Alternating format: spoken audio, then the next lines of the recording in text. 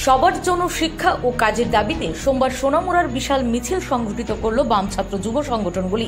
DYFI, SFI, TYF ও TSU Sonamura বিভাগের উদ্যোগে এই মিছিলটি দলীয় বিভাগীয় অফিসের সামনে থেকে শুরু হয়ে সমগ্র বাজার এলাকা পরিক্রমা করে স্থানীয় রবীন্দ্র চৌমুহনী সংলগ্ন স্থানে পথসভায় মিলিত হয়।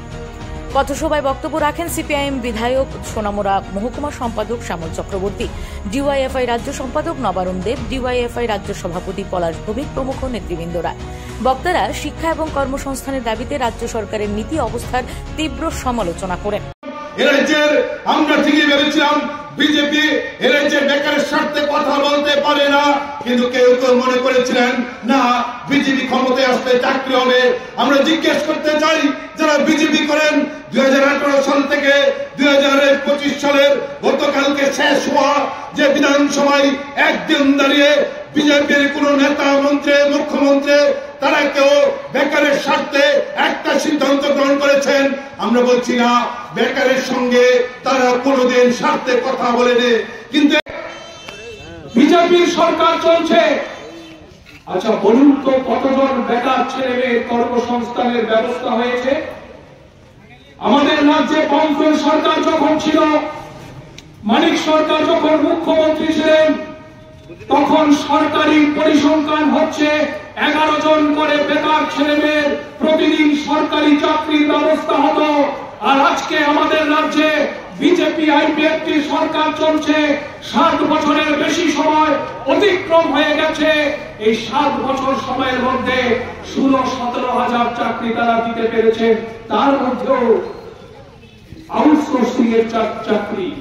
এই বিধানসভায় আমরা দেখেছি কি করে একের পর এক বিধায়ক বিধানসভায় দাঁড়িয়ে মদ দিয়ে কি করে তারা বুক ফুলিয়ে মদের লাইসেন্স দিতে হবে বলে দাবি করে চিৎকার করেন। আমাদের বিধানসভায় যেদিন থেকে শুরু হয়েছিল, হয়তো কংগ্রেস ছিলেন, একটা বড় সময় বামপন্থীরা ছিলেন, আমরা জানি, ইতিহাস থেকে শিক্ষা নিয়েছে। ত্রিপুরা রাজ্যের বিধানসভায় বিজেপি সরকার আসার আগে কোনোদিন মদ দিয়ে মদের আরো ব্যাপক বৃদ্ধি করতে হবে তা নিয়ে ত্রিপুরার বিধানসভায় আলোচনা হয়নি। দীর্ঘদিনের কংগ্রেস নেতা এবং সোনামুড়া জেলা কংগ্রেসের প্রাক্তন সম্পাদক কবির হোসেন কংগ্রেস ত্যাগ করে আনুষ্ঠানিকভাবে বাম সংগঠনে যোগ দেন। তার এই যোগদানকে বাম নেতৃত্ব সোনামুড়া রাজনীতিতে তাৎপর্যপূর্ণ পদক্ষেপ হিসেবে দেখছেন। আমার নাম কবির হোসেন, আমি সোনামুড়া ডিস্ট্রিক্ট কংগ্রেসের সেক্রেটারি ছিলাম। সেক্রেটারির মধ্যে 11 জন ছিল কমিটি, তার মধ্যে নাম্বার 1-এ ছিলাম আমি।